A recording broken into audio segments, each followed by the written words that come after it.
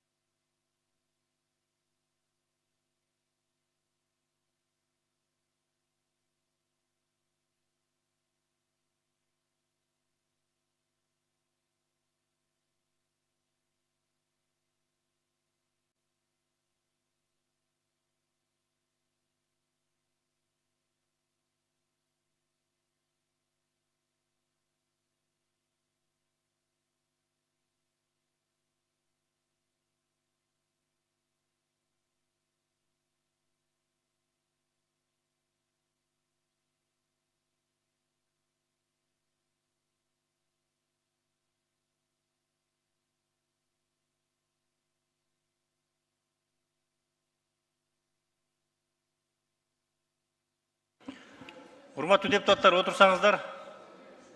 56 депутат каттардан өттү. Кворум бар, жұмысыбызды баштайлы.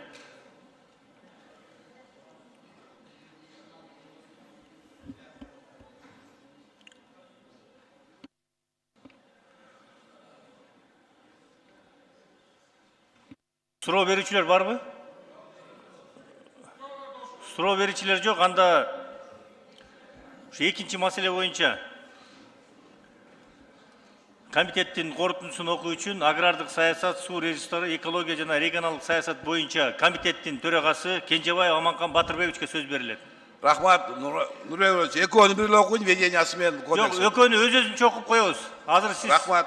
суу кодексин долбоору боюнча окусаңыз, корутундусун. Агрардык саясат, суу ресурстары, экология жана регионалдык өнүктүрүү боюнча комитет 2020 жыл 30 мартында кошумча корутундусу Кыргызстандын суу кодексинин долбоорун жактырылсын жана Кыргызстандын жогорку кеңештин экинчи окууда кабыл алуу сунушталсын. Рахмат, Аманкан Батырбекович. Аппарат добуш болуп болот, каттоон ачыңыздар.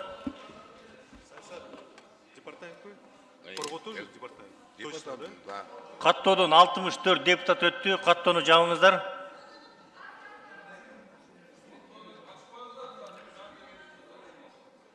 Аппарат каттоону ачып коюңуздар.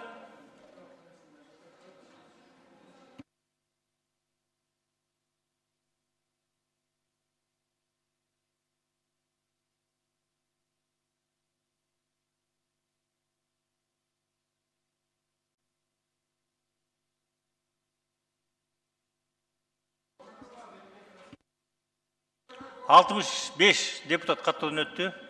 Аталган мыйзам долбоорун экинчи окуудан добушка коем, добуш бериңиздер. Добуш берип койсоңуздар, урматтуу депутаттар.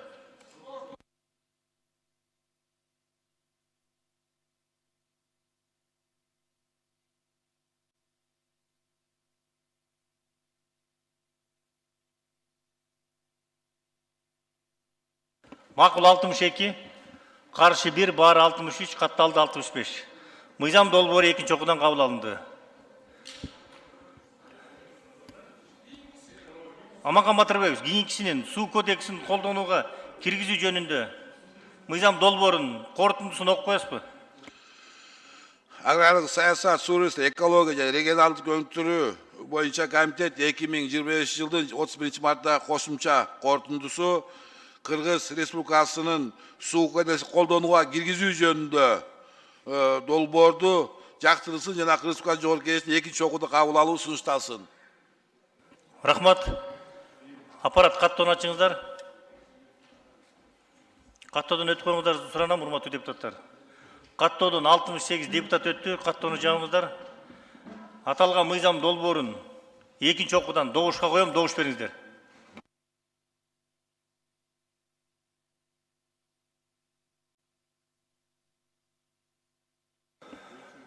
Добуш берип коюңуздар, урматтуу депутаттар.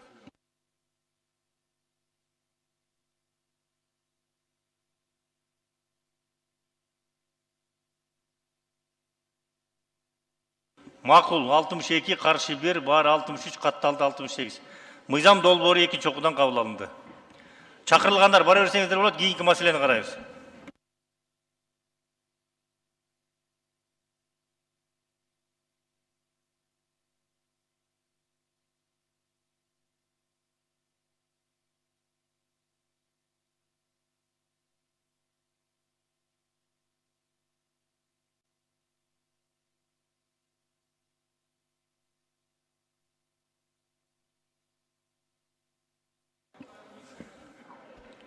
Төртүнчү маселени карайбыз анда. 2024 жылдын 3 декабрында Сеул шаарында кол коюлган, 2012 жылдын 11 декабрында Сеул шаарында кол коюлган кош салык салууну болтурбоого, киреше жана капиталдык салыктарды төлөөдөн качууну алдын алуу жөнүндө Кыргыз Республикасынын өкмөтү менен Корея Республикасынын өкмөтүнүн ортосундагы макулдашууга өзгөртүүлөрдү киргизүү тууралуу протоколун ратификациялоо жөнүндө мыйзамдын долбоору экинчи окууга киргизилет. Демилгечи министрлер кабинетинин төрагасы эл аралык иштер, коргоо, коопсуздук жана миграция боюнча комитет караган. Баяндамачылар Премий Булан Бердибаевич, эл аралык иштер, коргоо, коопсуздук жана миграция боюнча комитеттин төрагасы Сейитов Чоро Сейитович, Кыргыз Республикасынын экономика жана коммерция министринин биринчи орун басары. Сөз баяндамачыга берилет. Булан Бердибаевич, сөз сизде. Рахмат, Нурбек Өмүрбекович, урматтуу депутаттар. Аталган мыйзам долбоору экинчи окууда эл аралык иштер, коргоо, коопсуздук жана миграция боюнча комитети каралды жана колдоого ээ болду. Бул жерде урматтуу депутаттар протокол менен инклюзивдик программасынын минималдуу стандарттарын аткаруунун алкагында экономикалык кызматташтык жана өнүктүрүү уюмунун типтүү конвенциясына шайкеш келтирүү сунушталып жатат. Белгилей кетчү нерсе, бул жаңы долбоор Кыргыз Республикасы менен Венгриянын, Чехия Республикасынын, Словакиянын, Азербайжандын, Нидерланд королдугунун ортосундагы кош салык салуудан качуу тууралуу ушуга окшош макулдашууларга киргизилген жана бүгүнкү күнү колдонуп жатат. Урматтуу депутаттар, аталган мыйзам долбоору экинчи окууда. Аталган мыйзам долбоорун колдоп берсеңиздер деп суранабыз. Эгерде суроолор болсо, экономика министринин орун басары Чоро Сейитович отурат, жооп берүүгө даяр. Улан Бердибаевич, урматтуу депутаттар, суроолор барбы? Суроо бар экен. Мардан Абдрахманович, микрофону кошуп бергиле. Рахмат, Чоро Сейитович. Айтсаңыз, негизи эле Кореяда бизде канча ишкер иштейт? Жарандарыбыздын саны мигрант болуп кеткендер отдельно, и бул жерде налогообложение боюнча болуп атпайбы маселе? Значит, канча ишкер бизде бар? Азыр.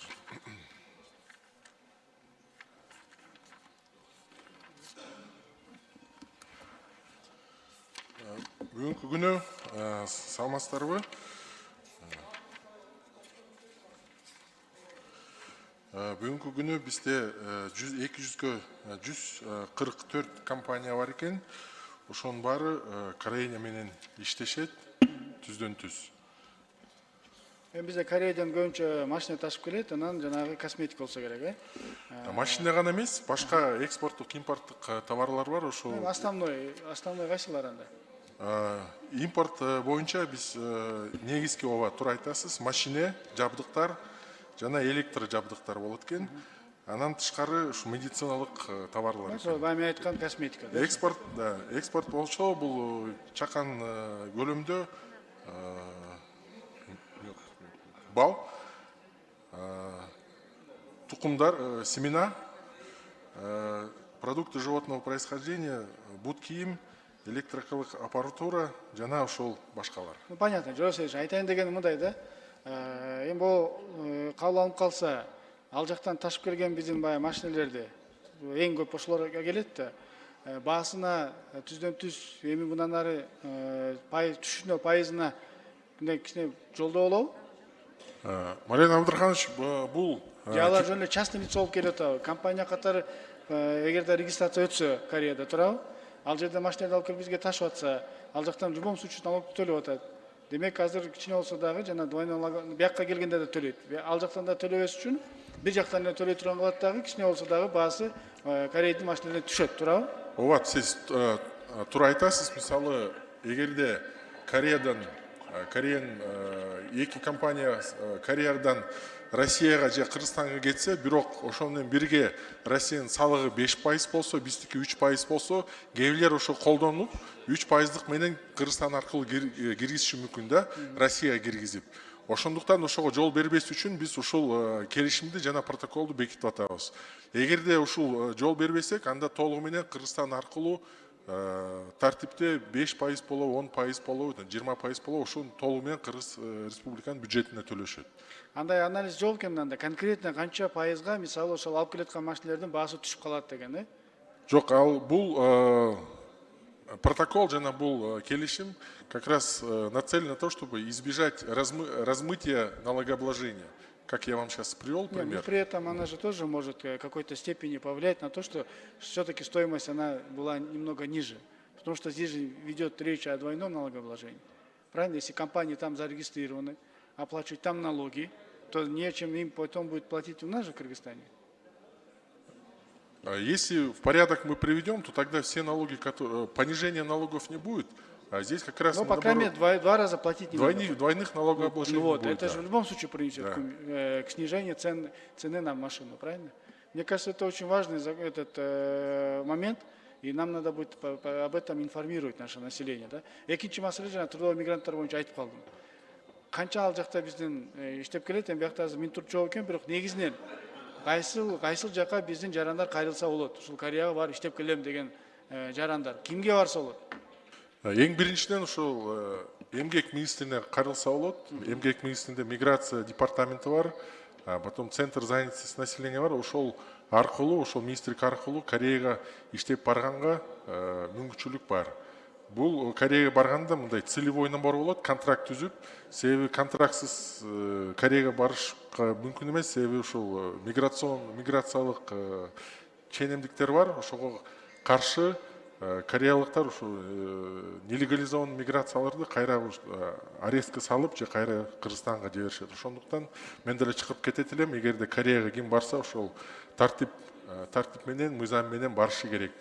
Миграция, эмгек жана социалдык коргоо министрлиги аркылуу. Рахмат. Анан акыркы маселе, Шорос Сетович, сиз билесиз, мен налоговый кодекске как раз ушул пунктты киргизип жүргөм. Эгерде кайсы бир компания бизге келип, бияктан ачылып калса, зачем бул жактан налог төлөп, андан көрө биякта жанагы офис ачсын, акчаларды жүргүзсүн деп сүйлөшкөнбүз да, ошону силер айткансыңар. Ушул двусторонний мамлекеттер менен эле ушул сыяктуу договорлор түзсөк, бардык маселе чечилет деп. Ошонун алкагында келип атабы же бул башкабы? Жок, бул бир аз башкачараак, башка пункттар каралган. Беркини качан кылабыз анда? Беркини азыр Корея тарабы менен биз сүйлөшүүлөрдү өткөзөлү, ошондо биз жаңы келишимди сиздерге алып келебиз. Ошонун алкагында дагы информация берип койсоңуз, канча силер сөз бергенсиңер. Киргизбей эле кой, биз мындай эле өзүбүз мамлекеттер менен сүйлөшүп алып келе атабыз деп. Канча мамлекет менен түзүлдү, канча калды, бизге жазуу түрүндө берип койсоңуз. Рахмат. Рахмат. Урматтуу депутаттар, суроо жооп бүттү. Комитеттин корутундусун окуу үчүн эл аралык иштер, коргоо, коопсуздук жана миграция боюнча комитеттин төрагасы Премий Булан Бердибаевичке сөз берилет. Рахмат. Нурбек Өмүрович, урматтуу депутаттар, аталган мыйзам долбоорунун корутундусу Кыргыз Республикасынын мыйзам долбоору жактырылсын жана Кыргыз Республикасынын Жогорку Кеңешине экинчи окууда кабыл алууга сунушталсын. Рахмат. Аппарат каттоону ачыңыздар. Урматтуу депутаттар, каттоодон өтүп коюңуздар суранам. Добуш берүү болот азыр. Каттоодон 83 депутат өттү. Каттоону жабыңыздар. Аталган мыйзам долбоорун экинчи окуудан добушка коем. Добуш бериңиздер.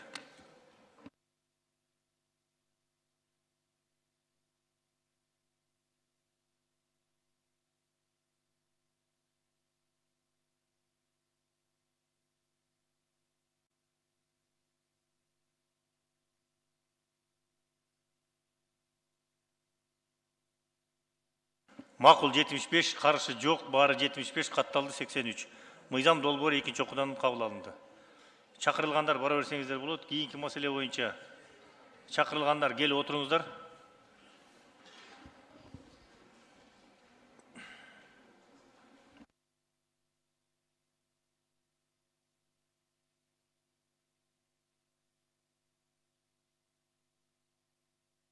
Бешинчи маселе боюнча чакырылгандар келип отурбайсыздарбы?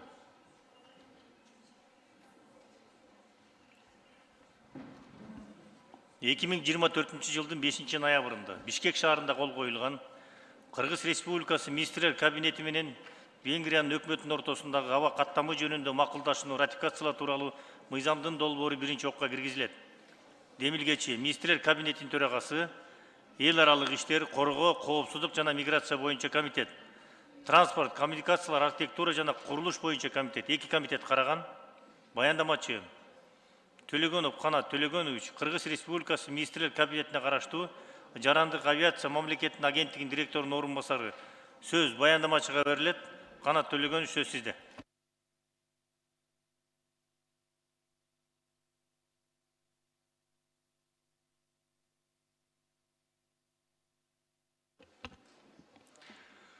Урматтуу төрага, урматтуу депутаттар, бүгүн мен сиздердин карооңуздарга Кыргыз Республикасынын министр кабинети менен Венгрия өкмөтүнүн ортосунда аба каттама жөнүндө макулдашууну ратификациялоо тууралуу Кыргыз Республикасынын мыйзамынын долбоору сунуштап жатам. Мыйзам долбоорунун максаты жана милдети 2024 жылдын 5 ноябрда Бишкек шаарында коюлган Кыргыз Республикасы министр кабинети менен Венгрия өкмөтүнүн ортосунда аба каттамы жөнүндө макулдашууну ратификациялоо жолу менен мыйзамдаштыруу. Ар бир өлкөнүн өнүгүүсүнүн негизги шарты болуп аба транспортун өнүктүрүү саналат.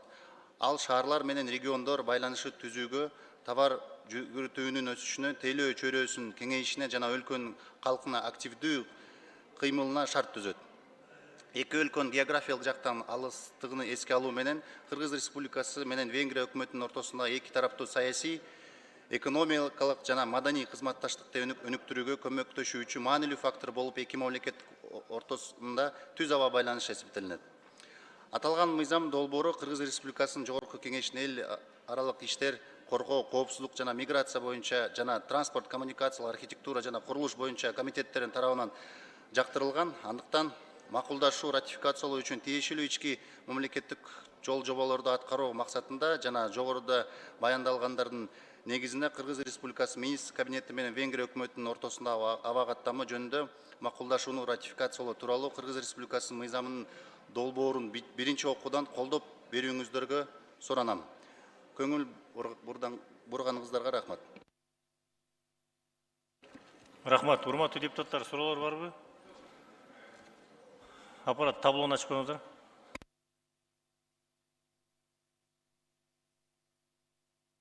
Суроо берүү үчүн Ташиев Шайырбек Кыдышаевичке берилет. Саламатсызбы, урматтуу коллегалар, урматтуу жетекчи, сизге менде мындай кошумча суроо да. Мына бизде азыр өзүңүз билгендей, жана умрага көп адамдар барып атат да. Бул кошумча суроо, бул азыркы маселеңиз боюнча эмес. Ошондо мына Кувейт, анан кийин Дубай, дагы башка мамлекеттер аркылуу учуп атат да. Ошого сиздер бир элчиликтин жана катышуусунда ошол берки өкмөт менен болуп туруп ушу Жидда шаарына, Мадина шаарына түз каттам койсоңуздар болбойбу ошону? Башка компаниялар деле бары бир Кувейтке учуп атат, Дубайга учуп атат, андан дагы кайрадан учуп атышат да, пересадка мененчи. Ошону түз каттам кылып койсоңуздар болбойбу ошону? Мүмкүнчүлүгүңүз барбы? Негизги каттамдар коммерческий загрузкага көз каранды. Ошондуктан биз ар дайым ар бир авиакомпаниялар менен сүйлөшүүлөр жүргүзүлөт түз авиакаттамдарды ачууга. Биз сиз айтканыңыз эске алып туруп, дагы бир нече компания менен сүйлөшүп, түз авиакаттамдарга ачууга сүйлөшүүлөр жүргүзөбүз. Бирок айтып кеткендей, бул жүргүнчүлөрдүн санына, почта, груздордун санына көз каранды да. Эми ошол жанагы буну биз айткы жакта эле өзүңүз ойлонушуңуздар керек эле. Себеби дегенде коммерциялык багытта дегенде ошол Кувейтке баргандардын 95% эле бардыгы ошо умрага учуп аткандар. Ошону түз каттам кылып койсоңуздар, элдерге дагы жакшы болот. Себеби дегенде аларды тияк айдап, ал жактан дагы пересадка менен. Себеби дегенде эки чыгым дагы болуп атат. Элдердин убактысы да кетип атат да, ошону эске алып коюңуздар, Жарайт. Рахмат. Рахмат. Кийинки сөз Нышанов Жайлобой Данибаевичке берилет. Саламатсыздарбы, урматтуу төраға, урматтуу баяндоочу Канат Төлөгөнович. Айтсаңыз, азыр Венгрия менен Визиер учуп атабы? Азыркы учурда учпайт,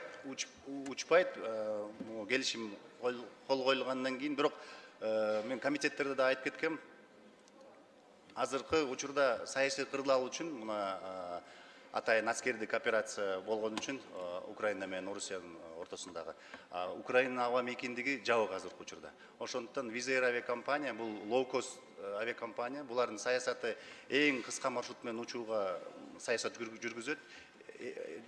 Төмөнкү бааларды коюп бергенге, шартты түзүп бергенге жүргүнчүлөргө. Ошондуктан булар Будапешт менен Бишкектин ортосуна учууга Түшүндүм. Украинадан тышкары учууга өтө узак болуп жатат. Ошондуктан азыркы учурда алар бизге Мен сен сурайын деген, азыр венгерский авиакомпания азыр каттамдарды аткарып атат да туурабы биздин аэропорттон? Визаир авиакомпаниянын дагы бир компаниясы бар, Визаир Абу Даби деген. Бишкектен Абу Дабиге Визаир авиакомпаниясы. Ошону айтып атам да мен, Бишкектен Абу Дабиге жумасына 5 жолу каттам бар туурабы? Жумасына 5 жол бар да азыр. Абу Даби каттап атат да. Абу Даби, Бишкек. Анан сиздер, мен дагы экинчи суроом мындай да. Өткөндө дагы комитетте айттыңыз эле, кара тизме боюнча сөз болду да. Кара тизмеден качан чыгабыз? Кара тизмеде Кудайым буйрса, Бакыт Үсенович деле айтып кеткендей, точный сроктарды айтпагыла деп айткан болчу. Кудайым буйрса, майдын 26-жылы ошол биз пландап атабыз. Мына май айында биздин жетекчибиз тиешелүү биздин орган отделдер менен жетекчилер менен барып туруп отчет берет. Комитет транспорт, Еврокомиссия транспорт комитетинде. Ошол майдын айында финалдык аудит келерин чечим кабыл алат. Биздин план боюнча мына күзүндө эгерде комитет чечим чыгарып берсе, күзүндө ийгиликтүү аудитти, ушул жылдын күзүндө ийгиликтүү аудитти өтсөк, биздин маселебиз ошо Кыргыз Республикасынын кара тизмеден чыгарууга 26 жылдын май айында комитетте каралат. 2024 жылдын октябрь айында Манас эл аралык аэропортунда айтылды эле да. ИКАОнун аудитинен өттүк, эми буюрса кара тизмеден чыгабыз деген да. Буга эмне тоскоолдук болуп атат азыркы күндө? Негизи кара тизме боюнча 2 жылдан бери иш алып барып жатабыз.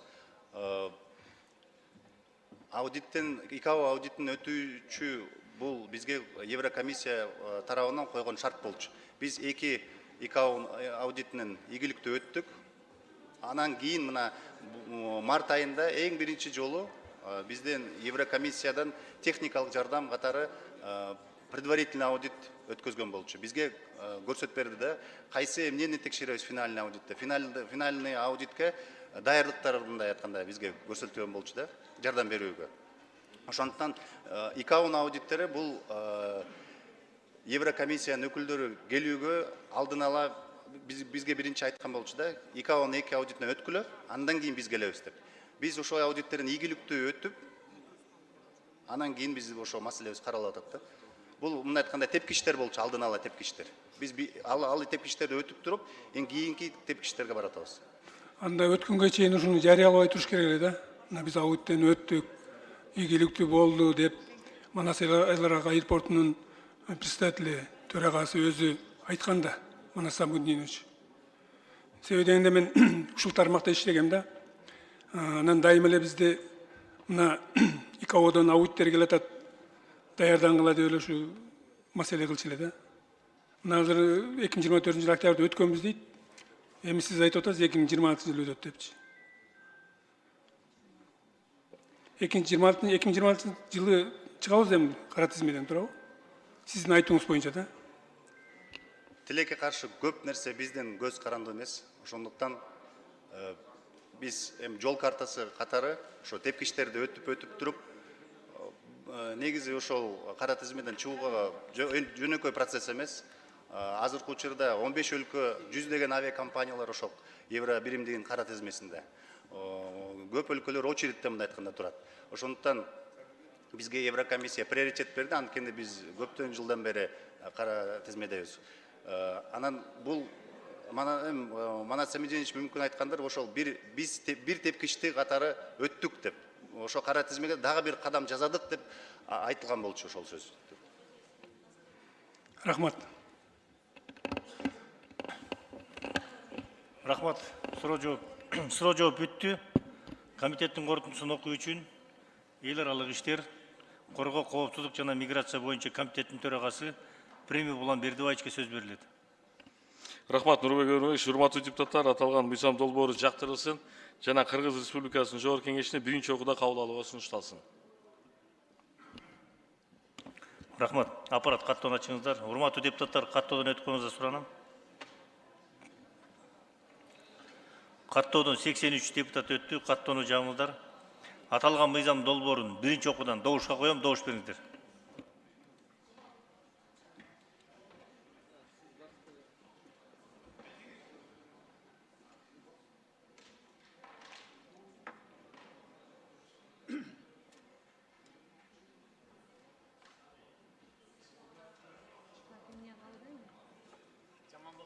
Макул 70, каршы жок, баары 70, катталды 83.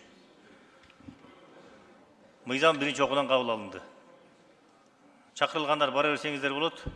Булан Бердибаевич, сөз сизде. Биринчи микрофонду күйүп бергиле. Нурбек Өрмөбекович, урматтуу депутаттар, Мынау акыркы 7 жана 8 маселе эки токтомдо биздин комитеттин токтому. Ошону колдоп бербейсиздерби? Азыр мынау биринчи окуудагы мыйзам долбоордун маалымат каражаттары мыйзам долбоорунун кароонун астында ушул эки токтомду кабыл алып берип койсок деген сунуш, ошону колдоп берсеңиздер деп суранып кетелик. Рахмат, Улан Бердібаевич. Урматтуу депутаттар, Улан Бердібаевич сунуш кылып атат.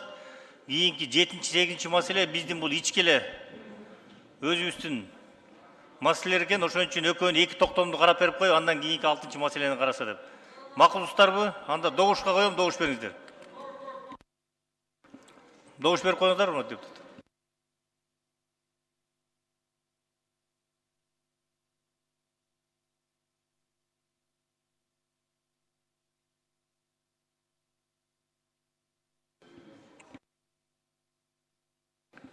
Макул 73, каршы жок, баары 73, катталды 83.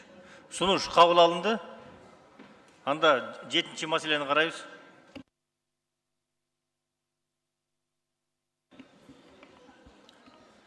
Кыргыз Республикасынын Жогорку Кеңеши менен Өзбекстан Республикасынын Олий Мажлисинин ортосундагы кызматташы боюнча парламенттер аралык комиссиясынын Кыргыз тарабынан курамын түзүү жөнүндө Кыргыз Республикасынын Жогорку Кеңешинин 2022 жылдын 10 февраль номер 57 7 токтомуна өзгөртүү киргизүү тууралуу Жогорку Кеңештин токтом долбоору депутат Түлөндүбаев жөнүндө эл аралык иштер, коргоо, коопсуздук жана миграция боюнча комитет караган. Баяндамачы Премьер Улан Бердибаевичке сөз берилет. Рахмат, урматтуу депутаттар, бул жерде ушул Жогорку Кеңеш менен Өзбекстан Республикасынын Олий Мажлисинин ортосундагы кызматташуу боюнча топ бар, парламенттик аралык. Ошол комиссиянын курамына биздин коллегабыз Түлөндүбаев Паркат Разымовичти киргизип атабыз. Суроолор жок да? Суроолор барбы, урматтуу депутаттар? Суроолор жок болсо, Улан Бердибаевич корутундусун окуп коюңуз. Бул токтомдо. Жок, окуп кое бериңиз эми. Токтом долбоорун колдоп коюңуздарды суранабыз. Урматтуу депутаттар, анда токтом долбоорун добушка коем, добуш бериңиздер.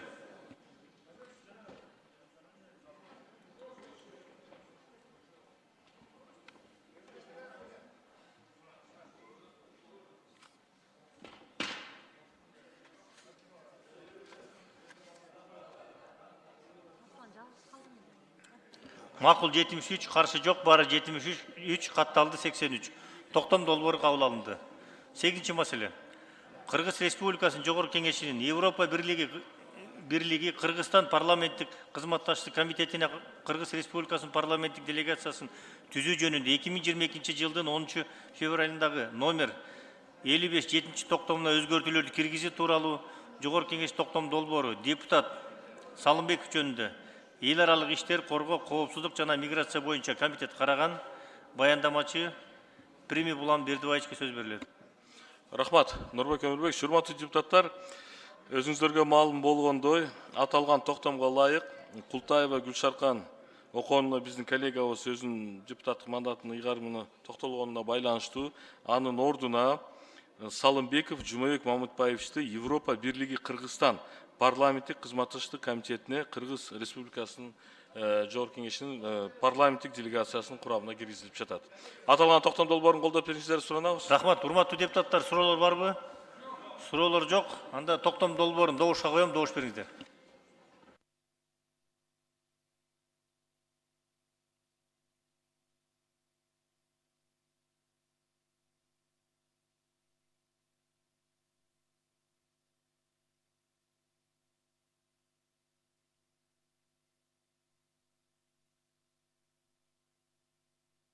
Макул 74, каршы жок, баары 74, катталды 83. Токтом долбоору кабыл алынды. Анда урматтуу депутаттар, 6 маселени карайбыз. Жалпыга маалымдоо каражаттары жөнүндө мыйзамдын долбоору биринчи окуга киргизилет. Демилгечи министрлер кабинетинин төрагасы, социалдык саясат боюнча комитет, конституциялык мыйзамдар, мамлекеттик түзүлүш, сот укук маселелери жана Жогорку Кеңеш регламенти боюнча комитет, транспорт, коммуникациялар, архитектура жана курулуш боюнча комитет, эл аралык иштер, коргоо, коопсуздук жана миграция боюнча комитет караган. 4 комитет караган. Баяндамачылар Тагаев Марат Төлөмүшович, Кыргыз Республикасы маданият, маалымат жана жаштар саясаты министринин орун басары. Сыдыков Орозбек Кадырбекович, Кыргыз Республикасынын юстиция министринин орун басары. Чакырылгандар: Кожомуратов Замирбек Кубанычевич, Кыргыз Республикасынын санариптик өнүктүрүү министринин орун басары. Ашыркоджаев Эркебек Жумабекович, Кыргыз Республикасынын ички иштер министринин орун басары. Конкубаева Үмүткан Ургазиевна, Кыргыз Республикасынын башкы прокурорунун орун басары. Дүйшеева Жибек Курманбековна, Кыргыз Республикасынын финансы министринин орун басары. Иргебай Эрмек Нуркалыевич, Кыргыз Республикасынын министрлер кабинетине караштуу мамлекеттик кызмат жана жергиликтүү өз алдынча башкаруу иштери боюнча мамлекеттик агенттигинин директорунун орун басары. Жаманбаева Жамиля Ахматбековна, Кыргыз Республикасынын омбудсменти. Сөз баяндамачыга берилет. Марат Төлөмүшев, сөз сизде. Урматтуу депутаттар, урматтуу Нурбек Өмүрбекович, сиздердин алдыңыздарга жалпыга маалымдоо каражаттары жөнүндө Кыргыз Республикасынын мыйзамынын долбоорун сунуштап жатабыз. Глобалдаштыруу жана медиа чөйрөсүндө жаңы технологиялар тездик менен жайылып жаткан шартта жалпыга маалымдоо каражаттары жөнүндө Кыргыз Республикасынын мыйзамынын колдонуудагы редакциясы орчундуу толуктоолорду талап кылууда. Маалымат технологияларынын доорунда журналисттер коомдук пикирди түзүүдө жана коомчулукту такталган актуалдуу маалымат менен камсыз кылууда негизги ролду ойнойт. Жалпыга маалымдоо каражаттары жөнүндө мыйзамдар сөз эркиндигин жана маалыматтык коопсуздукту кепилдөө менен медианын ишине ыңгайлуу шарттарды түзүшү абзел. Пикирлердин көптүрдүүлүгүнө жана анык маалыматтарды жайылтууга шарт түзүү, журналисттердин укуктарын коргоо, алардын көз карандысыздыгын камсыз кылуу, ошондой эле маалыматтык коопсуздукка, коркунучтарга ыкчам чара көрүүгө механизмдерди түзүү үчүн мыйзамдар журналисттер үчүн так эрежелер менен, ченемдер менен белгилешиши керек. Жаңы мыйзамда салттуу маалымдоо каражаттарынын гана эмес, тармактык басылмаларды да камтыган бир катар кошумча жоболор каралды. Жалпыга маалымдоо каражаттарын каттоонун, кайра каттоонун жана алардын ишмердигин токтотуу, маалыматка жетүү мүмкүнчүлүгүн, жалпыга маалымдоо каражаттарынын ишмердигин уюштуруунун ченемдерин жана журналисттердин кесиптик ишмердиги менен байланышкан башка ченемдерди иретке келтирүү сунушталууда. Санарип технологияларынын өнүгүшү менен интернет платформалардагы видео программалар, сайттар жана социалдык тармактар аркылуу маалымат тараткан басылмалар сыяктуу маалымат таратуунун ар кандай ыкмаларына жалпыга маалымдоо каражаты катары ыктыярдуу каттоодон өтүшү үчүн мүмкүнчүлүк берүү зарыл. Ошентип аларга жалпыга маалымдоо каражаттарынын макамы жайылтылат. Жалпыга маалымдоо каражаттары катары ыктыярдуу түрдө каттоодон өткөндөн кийин уюм өзүнүн редакциясын түзүп, мыйзамдарда каралган укуктар менен милдеттерге ээ болот. Жалпыга маалымдоо каражаты жөнүндө мыйзамдарда каралган маалыматка жеңил жетүү мүмкүнчүлүгүн алат. Башкача айтканда, мыйзам чыгаруучу веб-сайттардын ээлерин жалпыга маалымдоо каражаты катарында ыктыярдуу түрдө каттоодон өтүүгө кызыктыруучу дем берген механизмдерди жана артыкчылыктарды алдын ала карашы керек. Мыйзам долбоорунда ошондой эле кызмат адамдарынын жалпыга маалымдоо каражаттарынын ишмердигине кийлигишүүсүнө жол берилбей тургандыгы жөнүндө ченемдерди белгилөө менен цензурага тыюу салуу каралган. Ушуга окшогон чектөөлөр жалпыга маалымдоо каражаттарынын уюмдаштыруучуларына дагы жайылтылат. Бул чаралар жалпыга маалымдоо каражаттарынын көз карандысыздыгын жана объективдүүлүгүн камсыздоого, эркин жана демократиялык коомдун негизги шарты болгон сөз эркиндигин коргоого багытталган. Мыйзам долбоору жалпыга маалымдоо каражаттарын анын ичинде ыктыярдуу катталгандарды да жөнгө салууга багытталган. Мыйзам долбоорунда жалпыга маалымдоо каражатын каттоо, кайра каттоо, каттоодон баш тартуу жана каттоодон бошотуунун критерийлери каралган. Жалпыга маалымдоо каражаты жөнүндө мыйзамдардын колдонуудагы редакциясында жалпыга маалымдоо каражаты соттун чечими менен кайсы учурда жоюлушу мүмкүн экендигин так жана анык ченемдери каралган эмес. Мыйзам долбоорунда болсо маалыматты таратууга чектөөлөрдүн Кыргыз Республикасынын эл аралык укуктук милдеттерине жана улуттук мыйзамдарга жооп берген укуктук критерийлери белгиленди. Бул чектөөлөр бузулган учурда жалпыга маалымдоо каражатынын соттун чечими боюнча жоюу мүмкүнчүлүгү түрүндөгү жоопкерчилик белгиленген. Мындай жагдайларда укуктук мамилелердин катышуучулары кандай учурда жоопкерчилик башталарын так түшүнө алышат.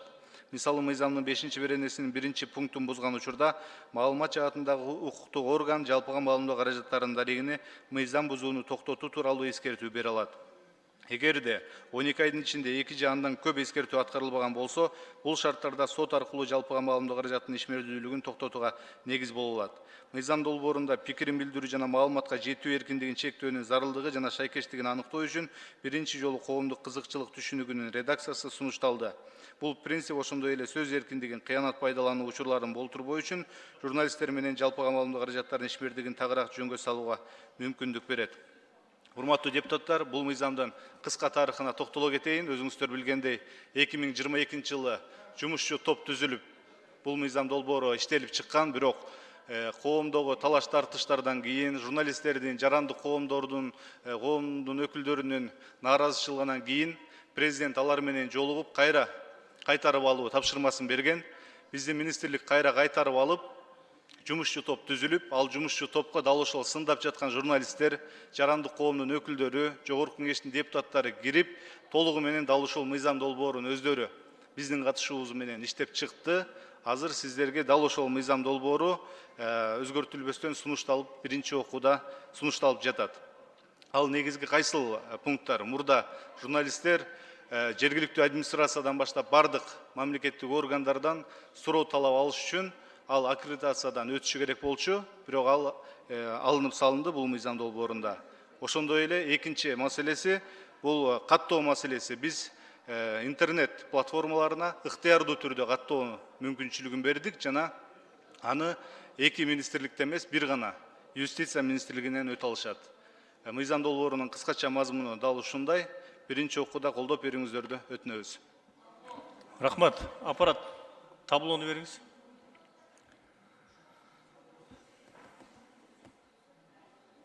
Суроо берүүчүн Бекешев Дастан Далабаевичке берилет. Мен бул мыйзам долбоорду колдойм. Бирок чын айтыш керек, бул мыйзам байкуш журналисттерге жардам бербейт да. Бербейт. Себеби мына керек учурунда камайт, айыппулду салат. Эми бүт баары билет го ошону. Бул белгилүү иш. Мына ошол эле Канышай Мамыркулова жана башкалар дагы эле отурушат түрмөдө. Бир эле эксперт жазып коет заключение. Сен мындай кылдың, мыйзам бузуу болду. Лингвистикалык эксперт негизинде, ошол экспертиза негизинде сот отурузат же айыппулун салат. Бул мыйзам менимче даже кереги жок да. Керек болсо ошол массалык маалымат каражат жөнүндө мыйзамды жокко чыгарсак, эчтеке мындай эч нерсе мындай терс таасирин бербейт, пайдалуу даже таасирин бербейт. Бул дагы мыйзам кабыл алсак дагы бирок жардам бербейт. Себеби мына эртең эле биз дагы бир өтө жаман, өтө терс таасирин берген мыйзам долбоорду карайбыз. Бул жалган маалыматтар боюнча айыппул салуу. Жалган маалыматпы же жалган эмес, ким аны аныктайт? Аны милиция аныктайт, милициянын начальниги, начальниктен чоңураак кишилер аныктайт. А кантип аныктайт? Мүмкүн бүгүн жалган, эртең чындык болуп калсачы. И дайыма ушундай болуп атат да. Ошон үчүн мен ойлойм, бул мыйзам эч бир дагы жардамды бербейт журналисттерге, канчалык алар дагы жазбаса дагы, салымды кошпосо дагы. Бирок мен мыйзамды колдойм. Жакшы эле жазылган, бирок азыр учур эмес да. Рахмат. Рахмат. Кийинки сөз Төлөбай Балбак Зарылкыевичте. Урматтуу төрайым, урматтуу депутаттар, бул мыйзам бизге керек. Мен де убагында журналист болгомун.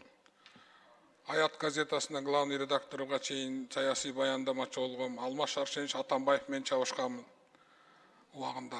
Ошондо жон терим менен сезгем мыйзам кандай болуш керек экен. Дастан Далабаевич. Бул мыйзам журналисттерге эмес, бул мыйзам кыргыз элине, коомчулукка керек. Журналисттерге ар дайым биз журналист болгонбуз. Бизге эч нерсе ар дайым бир нерсе жетпейт.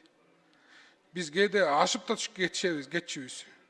Бирок баарыбыз мыйзам чегинде үйрөнгөнгө, мыйзам чегинде иш алып барганга мажбурбуз. Сизден бир суроо, бул жаңы мыйзамбы же мурун мыйзам болгонбу? 1992 жылы жалпыга маалымат каражаттары жөнүндө жаңы мыйзам кабыл алынган.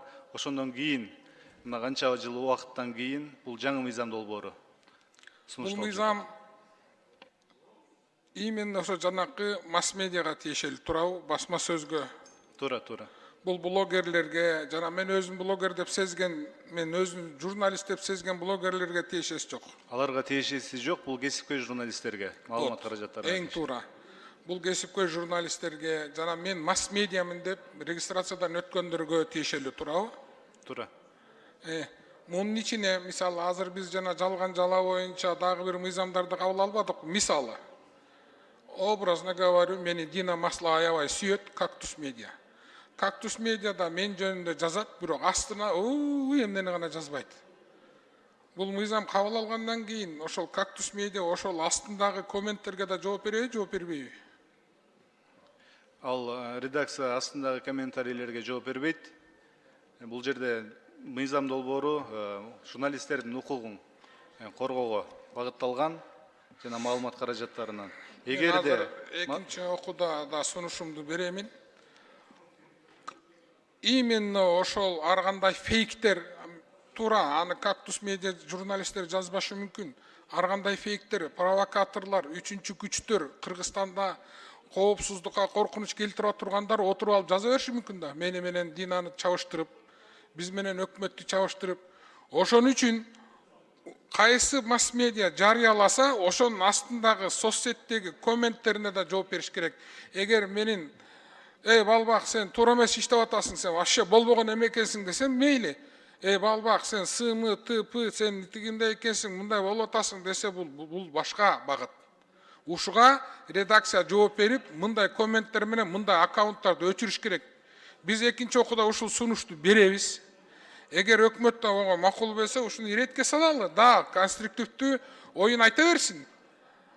Жамандай пикирлерин айтып, бизге каршы сын пикирин айта берсин. Бирок аябай катуу оор жана кылмыш жаза кодексине каралган, айыпка каралгандар болбойт деген ойдомун да. Сиз кандай ойлойсуз ошо?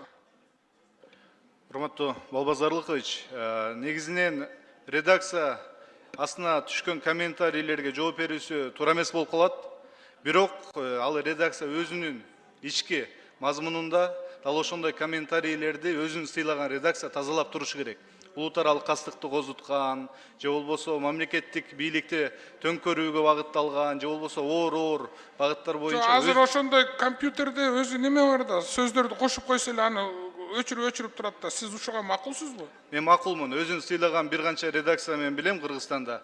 Дал ошондой комментарийлер өчүрүлөт деп алдын ала жазып, жана өчүрүп тазалап турушат. Бул цензура эмес, бул сөкпө, адамга шек келтирүү аброюна. Ушул жогунда биз экинчи окууда карайлы. Ушуну да бир эске алып койсоңуздар, рахмат. Рахмат. Кийинки сөз Маматалиев Марлен Абдрахмановичте. Рахмат, Марат мырза. Журналист деп жазылып турат, албетте бул түшүнүктүү. Бирок азыр эле Балбак Сарылыкович айткандай блогер деген дагы түшүнүк бар да. Блогер дегенде блогердин жанагындай реклама өзүнүн бир мындайча айтканда соода сатык кылып калышы мүмкүн. Бирок ошол эле учурда дагы бир понятие бар блогерлердин непосредственно ушундай журналистика багытында иштеп аткан. Алар кандай болот анда? Бизде чындыгында жаңы технологиялардын өнүгүшү жана интернеттин пайда болушу менен бир топ адамдар өздөрүнүн интернетте блогун жүргүзөт жана алар журналисттер эле ишмердүүлүгүн дагы жүргүзүп жаткан учур.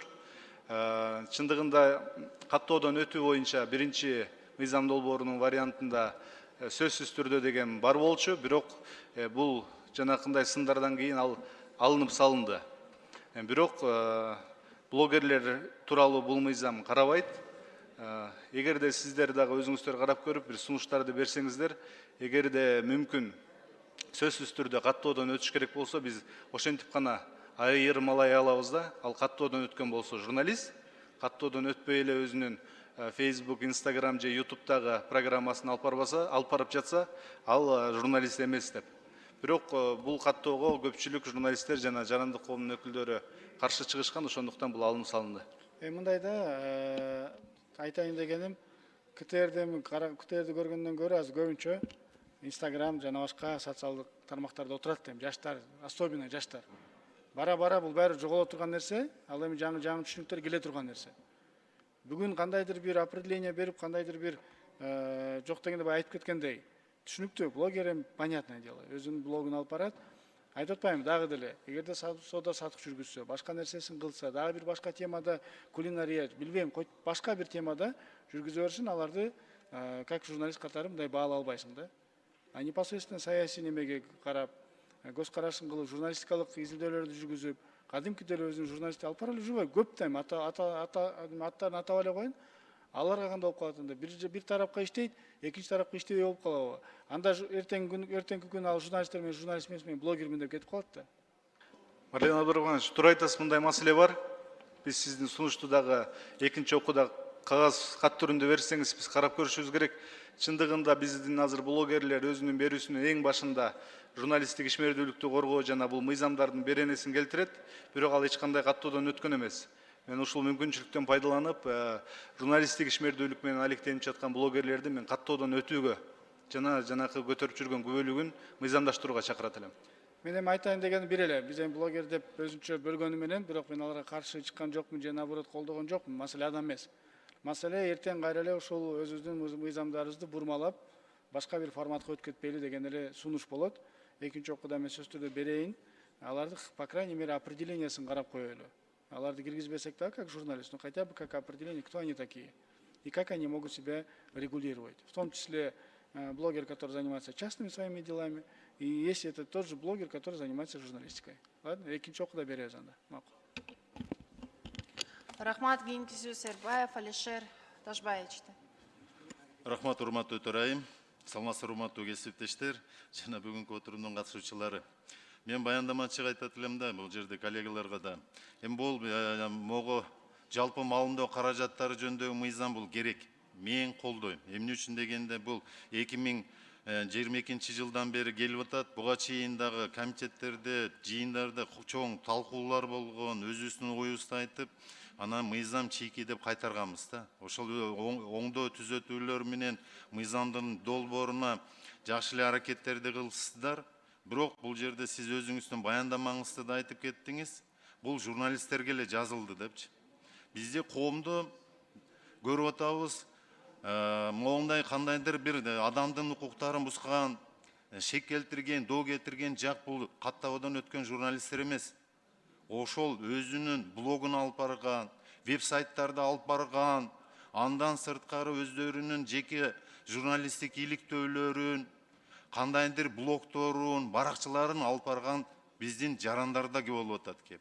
Эмне үчүн дегенде конституциянын да, мыйзамдын астында сиздер дагы, биз дагы, президент дагы ошол эле блогер дейбиз, журналист бардыгы тең укуктуу. Бардыгына мыйзам бирдей иштеш керек. Могу жерде сиздин демилгечилерге айтат элем. Биринчи беренесинде мыйзамда колдонуучу негизги түшүнүктөр деген бар да. Ошону сиз окуп койсоңуз, 15 пункту менен тармактык басылма деп атасыздар. Бул эмне?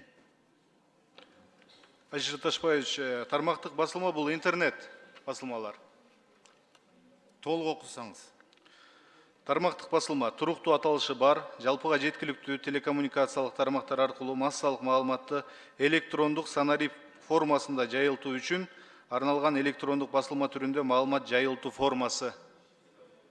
Ушул жерден сизге суроо. Тармактык маалымат агенттиктеринин укуктук статусу боюнча ошол эле жана жарандар социалдык тармактарды алып барган блогер дейбизби, өзүн журналист деп эсептеген кишилер, же болбосо үчүнчү жак бул веб-сайт аркылуу калкка маалыматтарды берген кишилердин бул укуктук статусу. Ушул жерде камтылабы же камтылбайбы? Камтылбаса кайсы мыйзамдарда камтылган?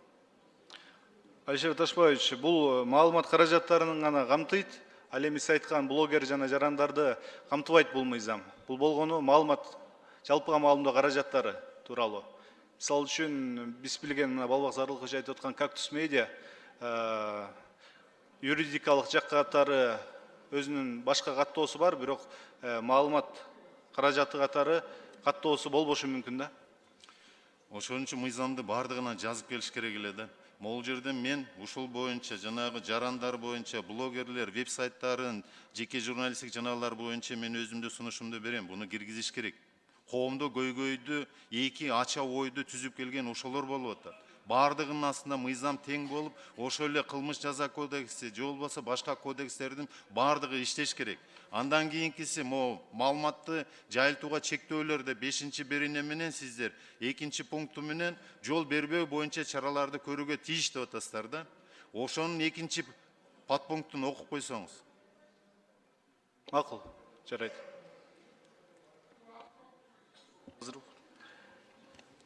дискриминацияга, кастыкка же зордук зомбулукка тукуруучу улуттук расалык жана диний касташууну Экинчини да айтып атам. Бул сиз бирди окуп атасыз. Мен экинчи пунктун экинчи подпункту Кыргыз Республикасынын мыйзамдарында белгиленген дегенде. Кыргыз Республикасынын мыйзамдарында белгиленген же болбосо бул үчүнчү жактардын конституциялык укуктарын же коомдук кызыкчылыктарды коргоо үчүн зарыл болгон жана башка адамдардын мүмкүн болуучу идентификациялоосуна каршы чаралар көрүлгөн учурларды кошпогондо адамдын жеке жашоосу жөнүндө маалыматты анын макулдугусуз жайылтуу, ар намысына жана кадыр баркына иштиктүү беделине шек келтирүүгө. Бул жерде урматтуу баяндамачы, могу 3 мүнөттө сиз менен баардыгын талдай албайт экенбиз да. Сиздер бул жерде ушул берене мененчи чектөө койгондо адамдардын жеке жашоосу жөнүндө маалымат анын макулдугусуз жайылтуу, ар намысына, кадыр баркына ишкердик беделдүүлүк деген жагын сиздер калтырып коюпсуздар. Эмне үчүн дегенде ортосуна ийли, же, жана деген жана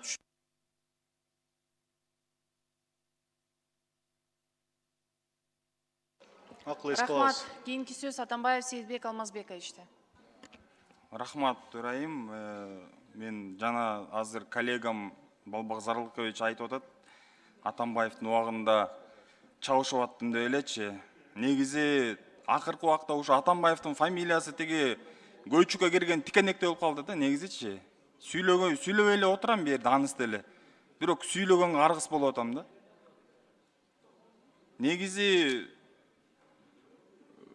мындай нерселерди этика деген бар. Мындай сөздөрдү Балбак Зарлыкович өзүңүз келтирип айтып койсоңор болмок. Азыр Атамбаевди шыбайбыз. Сен болсо келбей эле кой десең, мен келбей эле коймокмун да. Это же можно же не прямо на заседании это говорить. И так я молчу, ничего не говорю. Уважаю просто. Ар бириңиздин өзүңүздүн атаңыз бар, энеңиз бар. Ну при мне вот так все время так говорить, потыкать мои фамилии, это тоже некрасиво. Рахмат. Рахмат. Кийинки сөз Төлөбаев Балбак Зарлыковичте. Урматтуу Төрайым, урматтуу депутаттар. Массалык маалымат каражаты өлкөнүн бар болуусуна же өлкөдөгү саясий акыбалга аябай таасирин тийгизет. Биз аны ар бир президенттин убагында көргөнбүз.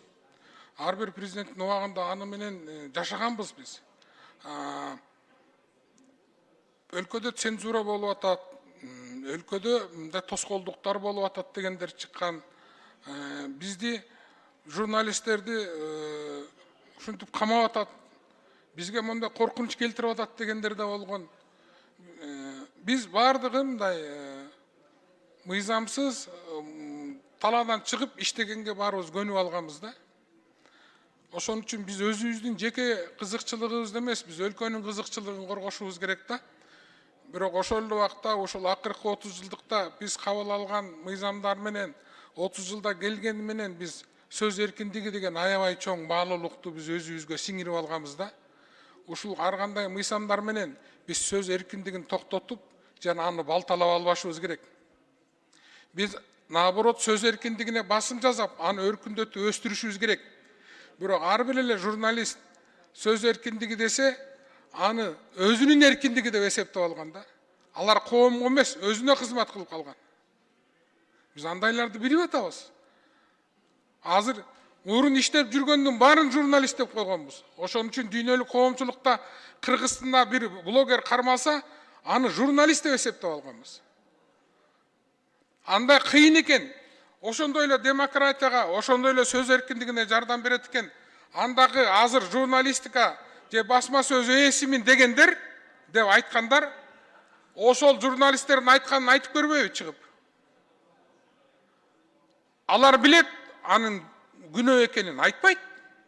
Алар билет, ал журналист камалып отурган, мен журналистмин деп эсептегендердин айткандары УПКда бар экендигин, анын статья колдонорун билет, аны айтпайт алар. Алар кайраштырып, ой, биз сени менен биз ак ыйлет сынбайт, алдыга деп отуруп көнүп калышканда. Ошон үчүн буруки мыйзам менен биз баардыгын иретке салышыбыз керек. Баардык эле ал чыккан, баардык эле камера көтөрүп алып журналист боло бербеш керек да. Элге биз айтып беришибиз керек. Мыныгы чынагы журналисттер мына бул жерде, ал эми блогерлер момундай, Ал эми жөн эле экөөнү тең алып алып эле телефонду көтөрүп кире берип, мамлекеттик структуралардын ичине кирип алып эмнени гана кылган жок. Прокурорлорду, милицияны, акимдерди, айыл өкмөттөрдү иштеткен жок. Өзүнө минип алган микрофон көтөрүп кирип алып. Биз ушуну менен ушуну иретке салышыбыз керек. Биз мындай мамлекет бизби же жөн эле талаада жүргөн эмебизби? Ал эми жогорку кеңеш жеке маселени айтып жер эмес, аны түшүнгөн киши түшүндү. Рахмат. Рахмат, кийинки сөз Исатбек кызы Аидада. Рахмат, Джамиля Куанышбековна. Марат Тулемишевич, айтсаңыз, вот на сегодняшний день я вот хотела бы узнать, у нас же TikTok же платформа закрытая же, да? В рамках нашей страны. Ооба, жабык. Ага. А сколько средств потребуется, чтобы закрыть эту платформу? TikToktу жабуу бул Санарип өнүктүрүү министрлиги тарабынан ишке ашкан. Менде маалымат жок. Барбы өкүлдөрү бизде? Бүгүнкү күндө ошол TikToкту жабуу үчүн гос бюджеттен канча каражат акча талап кылды? Саламатсыздарбы? Санарип өнүктүрүү министрлиги караштуу Байланыш тармагы жөнүндө салуу жана көзөмөлдөө боюнча төраганын ордун басары Асанов Азамат. Каражаттар кеткен жок, анткени байланыш операторунун каражаттарынан алынган, алар өздөрү бөгөттөгөн болчу сайтты. Хорошо, тогда у меня тогда другой вопрос. А вообще нам стоило его закрывать, этот TikTok-платформу, потому что на сегодняшний день мы все знаем, что каждый гражданин без всяких препятствий, без всяких усилий может заходить и пользоваться TikTokом, да, и в том числе вот как раз таки представители СМИ на сегодняшний день тоже активно пользуются TikTokом. И у меня вот такой вопрос, Марат Тулемишевич. Бул мыйзамды сиздер экинчи жолу алып келип атасыздар, туурабы бизге? Биринчиден сиздер сурак кайтарып алгансыздар, давайте биз доработка кылалык, анан кайрадан алып келелик депчи. Ошол эле учурда сиздер алып келип атасыздар, бирок складывается такое впечатление, что вы как вот забрали, так и принесли, да? Вот вы сейчас, отвечая на вопрос моих коллег, вы озвучили, что вы в этом законе не включаете, как говорится, блогеров. Камтылган место пайттыңыз, да? Но в то же время, я вот сейчас читаю вашу справку об основании, и вы пишете, что в эпоху информационных технологий журналисты играют ключевую роль в формировании общественного мнения. Анан ушундан улам суроо болуп атат, блогерлер разве не играют ключевую роль в формировании общества? Мне кажется, на сегодняшний день как раз таки вот эти блогеры, они играют и основную роль, нежели чем СМИ.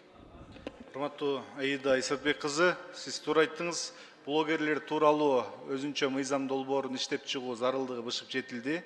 Бирок биз бул жакка кошкон жокпуз. Бул жак кесипкөй маалымат каражаттары жана журналисттердин ишмердүүлүгүн жөнгө салсын дедик.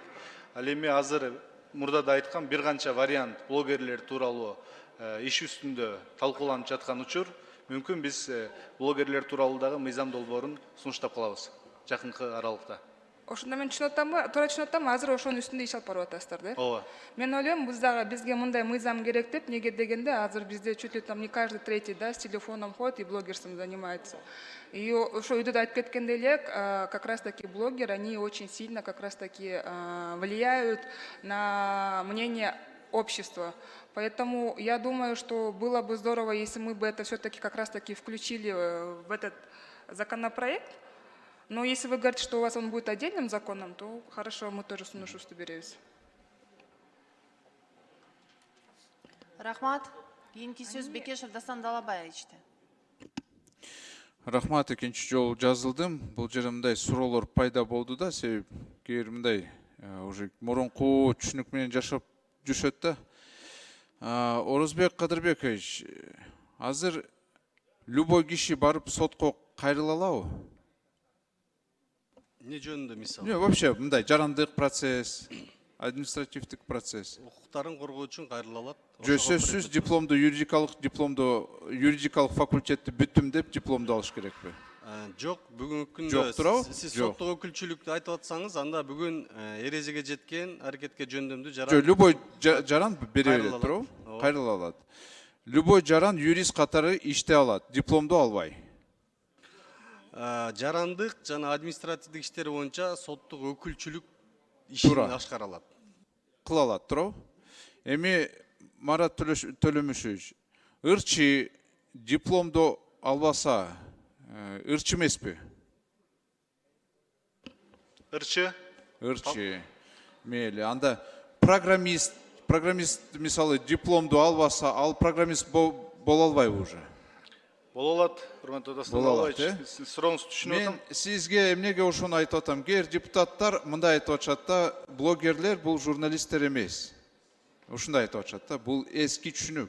Урматтуу депутаттар, азыр любой киши журналист бола алат. Дипломду даже албай. Дипломду албай ал журналист бола алат. Журналист бул ким? Маалыматты көрсөткөн киши, же жазган киши. Любой киши бола алат. Не обязательно диплом, азыр керектүү эмес. Эски заманда жашап калдык да биз. Блогер сөзсүз бул жөнөкөй киши, жаманаттуу кылган, интернетке видео, язычуу видеону салган, только ошол менен түшүнүк менен жашап атабыз да. А журналист бул гезитте жазыш керек, же сөзсүз ошол эле дипломду алыш керек. Андай эмес. Урматтуу депутаттар, мурун философтор жөн эле философияны бүтпөй эле философ болчу, архитекторлор, куруучулар ошол дипломду албай куруучулар катары иштеген. Азыр дагы заман өзгөрүп атат. Блогер, журналист болобу, бул бирдей эле уже караш керек. Заман башка болуп калды, урматтуу депутаттар. Азыр бөлсөк дагы, бөлбөсөк дагы уже дүйнөдө ушундай процесс болуп атат. Конечно, бөлгүлө мыйзам менен, бирок ал эч жардамды бербейт да. Эски понятие менен жашабаш керек уже. Любой киши азыр журналист боло алат. Эртең мисалы жаңылыктарды чыгарып барып, тияка бияка жүрүп. Же сөзсүз редакцияда иштеш керек. Андай эмес да. Же мисалы бияктан эле көчүрүп видеону азыр бияктан чыгарса болот. Ал уже журналист болуп калат. А биз блогер, журналист, ар кандай түшүнүктөрдү киргизип, бул туура эмес өзү. Рахмат. Дастан Албаевич, уруксат берсеңиз, сиз айткандай, бизде деле мына бүгүн 2740 жалпы маалымдоо каражат катталган, бирок ошол 92-жылдан бери эле эч кимди журналистикалык диплом талап кылбай эле каттоону жүргүзөбүз. Бул жеке жак болсо да, юридикалык жак болсо бүгүн ал эч кимдин диплому тийиштүү болуштун керек кажети жок. Болгону каттуу. Ал бул мыйзамда. Жок, мен суроону бергенмин, мен ойду айттым да. Оразбек мырза, сиз мен макулмун. Мен просто ойду айттым да өзүм. Ошо коомчулукка мен айтып койтам да, эч кимдин диплому талап кылынбайт. Мейли телевидение атсын, мейли газета атсын, мейли, бирок талап кылынбайт. Болгону анын жеке же юридикалык жак болушу эле шарт. Рахмат. Рахмат. Суроо жооп бүттү. Комитеттин корутундусун окуу үчүн социалдык саясат боюнча комитеттин төрайымы Райымбачаева Венера Калыбековнага сөз берилет. Рахмат, Нурбек Өмүрбекович. Урматтуу депутаттар, бир объявление кылып коет элем. 14 апрелде бизде ошо жалпы маалымдоо каражаттар жөнүндө Кыргыз Республикасынын мыйзам долбоорунда парламенттик угууларды өткөзөбүз, ушул жыйын залда. Ошо келип катышып берсеңиздер.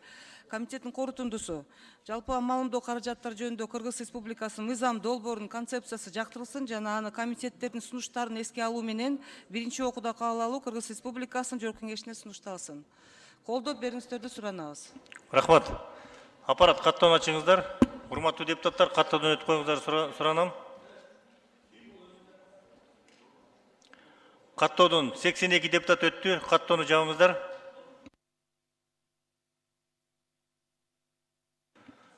Аталган мыйзам долбоорун биринчи окуудан добушка коем, добуш бериңиздер.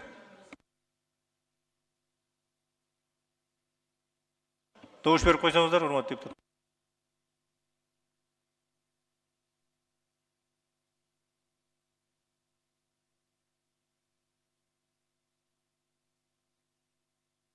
Макул 70, каршы жок, баары 70, катталды 82. Мыйзам долбоору биринчи окуудан кабыл алынды. Чакырылгандар бара берсеңиздер болот. Урматтуу депутаттар, бүгүнкү күн тартибине кирген маселелердин баарын карадык. Эртеңкиге чейин танапбиз.